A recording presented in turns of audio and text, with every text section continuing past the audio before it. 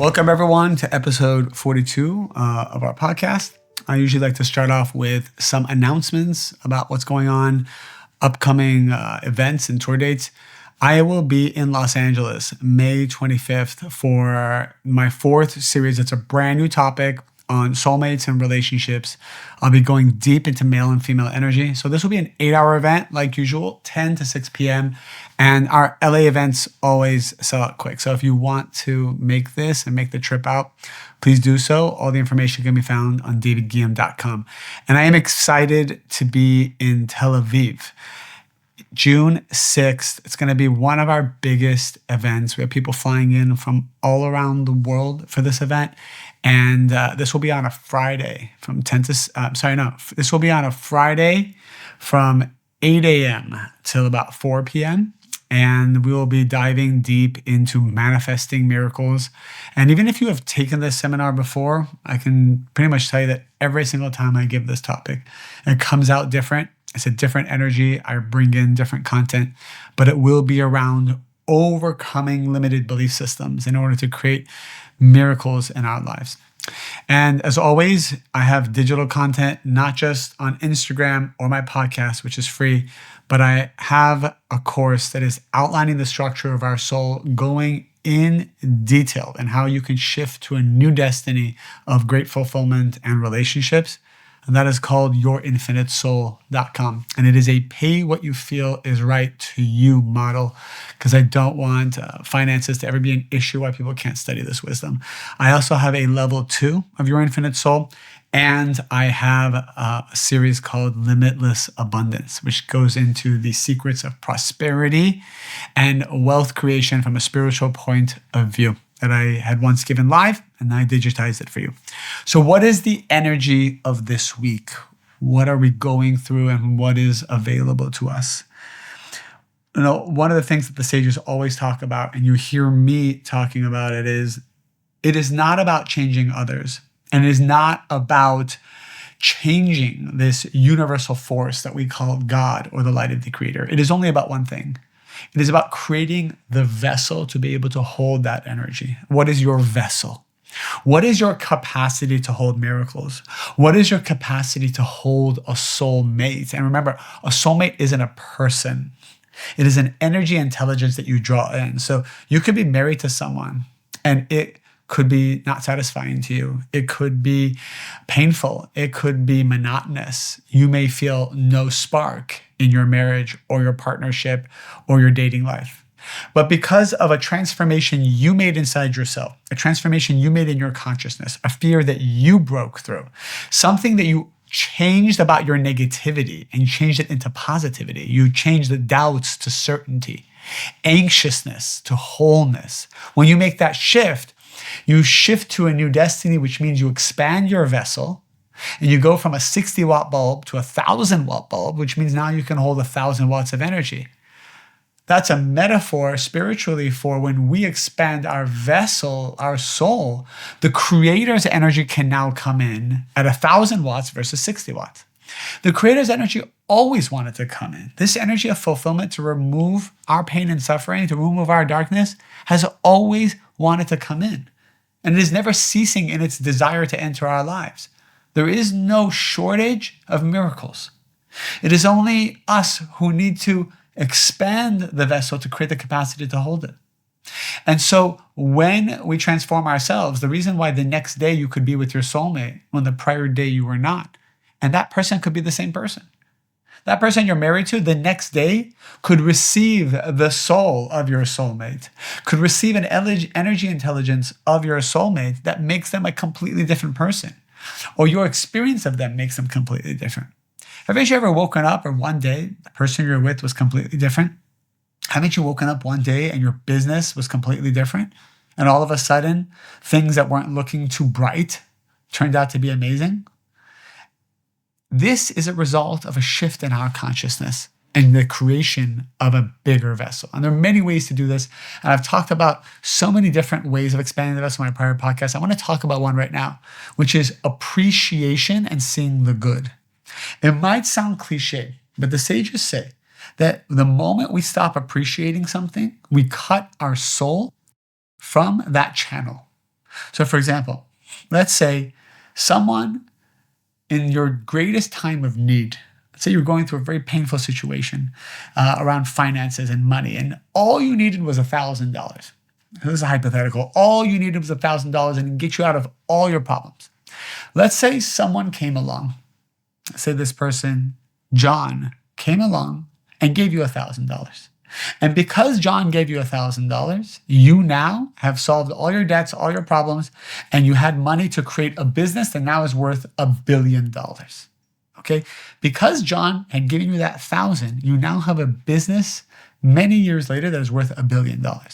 Now, of course, you appreciate John and you're always going to be nice to John and whatever, but in your mind, you don't really think John was that significant. After all, you are the one with your strength, your power, your certainty to have created this $1 billion business. So John's kind of an afterthought. You're not negative towards John, but it's just kind of like whatever. Don't have that much appreciation for John. It's not like someone who today is your investor or someone you really depend on that you would appreciate. And so the sages say, and my teacher, Rav Berg, had told this story. He said, if you do not appreciate John, if you do not bless John actively, if you do not every day think of John and send him energy, it is that $1,000 that eventually was the seed level for the $1 billion vessel. And every day that goes by that we do not bless, think about, and appreciate John, it diminishes the vessel of our business. So all of a sudden you have lawsuits, all of a sudden you have supply chain issues, all of a sudden you have people quitting, it's hard to hire, you're stuck, your revenue's stuck, your profit's going down. Yeah, we say all of a sudden tariffs and all of a sudden global economies are going down. All of that is an excuse. I know people who are thriving right now in the economy. I know people who maybe they were even vulnerable by tariffs or something else, but immediately they received some kind of wisdom to transform their entire business and become even more successful. Where did this wisdom come from? This wisdom came because they had done something within their consciousness to open up their vessel to allow that energy in. And when that energy came in, the wisdom came in, it showed them how to rise above this thing called tariffs, rise above this thing called the political climate, rise above this thing called global disaster. All of the things that we see on the outside are just mirrors, shadows of what's going on in our consciousness. And the greatest consciousness you can have is appreciation and seeing the good. So it is important that we actually make a list and go back in time.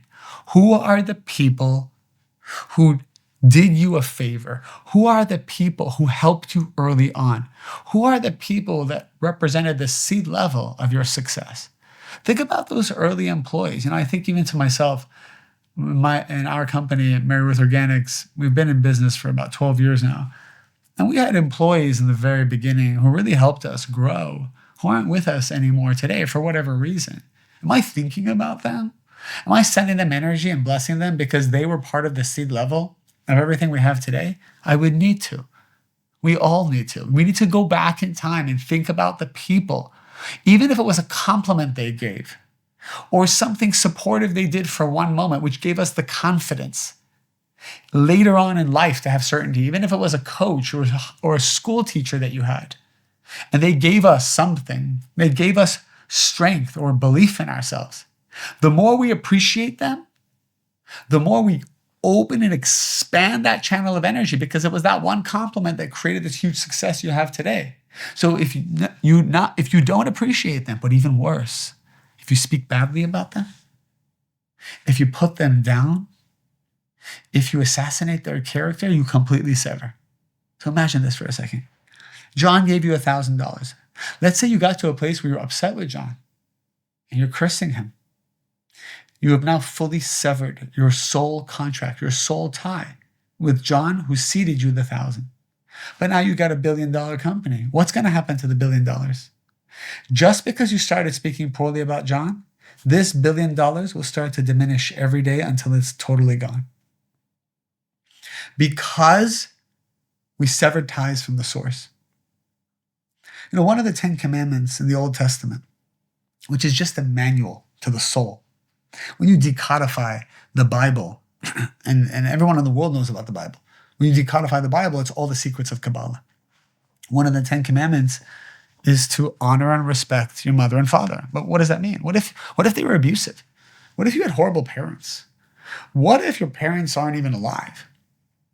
What if you don't even know who your parents are? What if you were adopted? Do I still need to honor them and respect them? What does it mean? What does this quote unquote commandment mean? It's all technology. And what the sages are telling us is that when you honor and respect the seed level of anything, and in this case, your parents created you and gave you life, even if they weren't good people, they represent a seed level of who you are. And we know that in our time, even therapists will tell us, science will tell us, if you have a poor relationship with your father, if you have an unhealed relationship with your mother, you will have issues in your dating life. You will have issues in your love life. You will have issues getting married, or if you are married, you will have issues within the marriage. If we have not fully reconnected our soul to our parent's soul. And that doesn't mean that we need to spend time with them if they are not good, if they're not easy to spend time with. It doesn't mean that we need to give ourselves up to them. It means that in our consciousness, we need to have appreciation and we need to bless them. Even if they are negative, we need to bless them. We need to journal. We need to write down. We need to pray that we appreciate them, that we thank them. And of course, if you can go the extra mile, spend time with them, pick up the phone and call them and tell them how much they did for you. Acknowledge it. Acknowledge it. And if you're a parent listening right now, can you imagine if your children at any age came and told you, even if you made their life miserable, you know what? I know you did the best you could do. I appreciate you, Mom.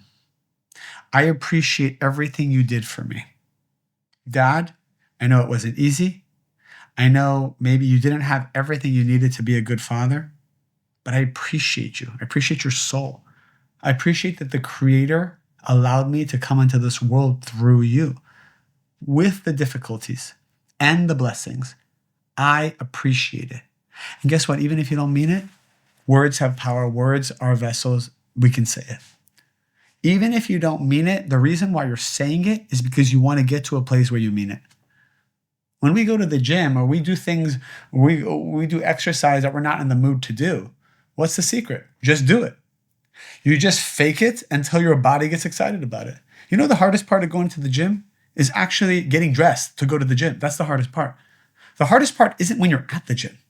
The hardest part is deciding to leave your house to go work out. And what do? You say, I don't want to. I'm not in the mood. I don't want to go to work. I'm not in the mood. I don't want to do this nice gesture or apologize. I'm not in the mood. But we know that Kabbalah is rising above body consciousness. It's about what your soul wants, not what your body wants. If every time you made a decision based on what your body wanted, you would always be chasing instant gratification. You would only be feeding addictions. And as a result, you would have sugar highs of fulfillment and then crashes constantly. And if your life is like that, where it's constantly up, down, you have something, then you lose it. You have something, then you lose it. You're happy, then you're sad. It's indication that we're listening to what our body's telling us. We're only doing things based on knowledge, what I know, what I see, as opposed to rising above all of it. Who cares if you're poor? You say you're rich. Who cares if you think you're ugly, or you don't like your nose, or you don't like the way your body looks, you don't like the way your skin looks, you don't like the way their voice sounds, you don't like the way your hair is. Who cares? You walk out of this room, you walk into the world, and you know you're beautiful. End of story.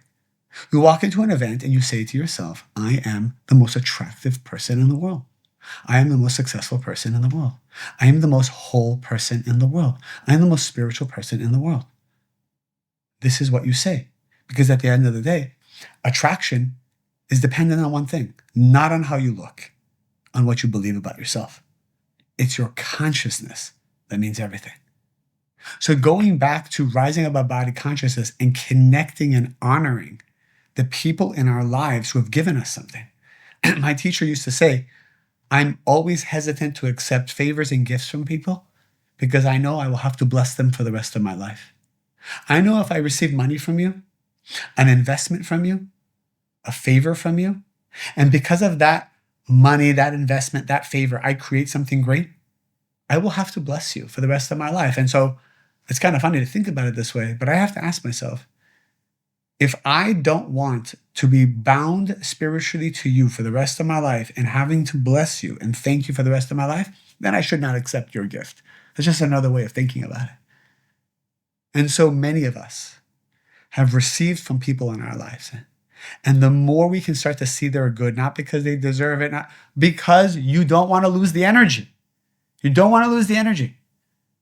Imagine you had an investor in your company that helped you take your company off the ground, but you guys fought, you guys sued each other, you had a horrible time together, and now you hate this guy or this woman or this fund, and you got a way to get them, you bought them out of the company, now you're done with them. But the truth is, if it wasn't for their money in the very beginning, would you really be where you are? So what if later on the relationship fell apart? So what if you had negative experiences? And I'm not saying you need to call them up and talk to them and say you love them.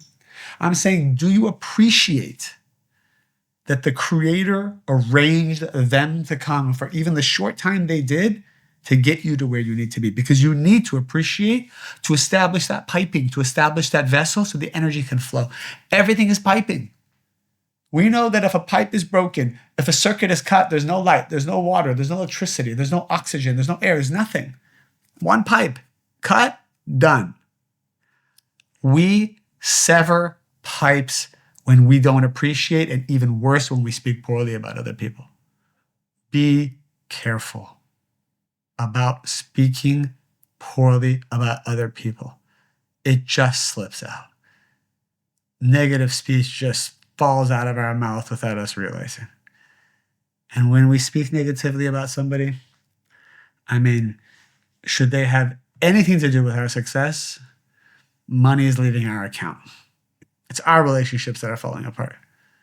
Imagine someone helped you meet your wife or your husband, or did you a favor, or helped you with wisdom or knowledge, and your life was great. And then later they did something horrible to you. They traumatized you. They took advantage of you, of their power, of their generosity, whatever, later on. But the truth is, the first time they saw you, they met you, there was something divine. The Creator arranged them to help you. Even if they were manipulating you, even if it was jealousy, we have to separate the two. We have to separate good from bad, always. Too often we lump everything together. Someone's good to us 90% of the time. They're hurtful 10% of the time. We just say, oh, they're a bad person. I don't want them in my life. They're toxic. They're narcissistic. Really? Is it everyone narcissistic? And by the way, Kabbalists say narcissism is just extreme selfishness, which means huge desire. And that is the precursor to revealing miracles. A narcissist who studies Kabbalah basically is a person who takes their huge desire and says, I want to reveal light with it. They just don't know how to reveal the light, which is through transformation, through certainty, through giving, becoming like the Creator. That's how you reveal the vessel. And so they just take energy whenever they can. And they might manipulate and scheme, but it's all just short-term energy. That's essentially, we have to review narcissists. In fact, you should desire a child who's a narcissist. Meaning, please put it in context. You should desire a child who wants everything, who has big desire. But it is our job as a parent not to suffocate that desire, to make it small, to tell them they shouldn't want things. Tell your children to want everything. The world's yours. But how you receive everything, you must give everything. You must truly give. You must truly transform your fears and your hatred and your negativity. You must not take from anyone. You must allow the world to give to you, to your big selfish desire. Allow the world to give to you in the right time, in the right way that makes them feel good. You must appreciate it, honor it, and respect it for always. And so, in summary, think about the people in your life. If they've given you even one thing, think about your ex-husband or your ex-wife who gave you children. They gave you love. They taught you what to do. They taught you what not to do. They gave you wisdom. You must bless your ex. Talk about it all the time. Bless your ex. Stop fighting with them. Stop trying to manipulate the children. Stop trying to manipulate them. You're just destroying your own vessel. You're just destroying yourself. You have to come back next life with the same ex and fix it all over again. You want to come back with this person all over again and go through another 5, 10, 15, 20 years, rack up legal fees and watch the children constantly be torn apart? You don't need any of that. You are here destined for miracles. Just be with the light. Forget about being right. Appreciate and bless.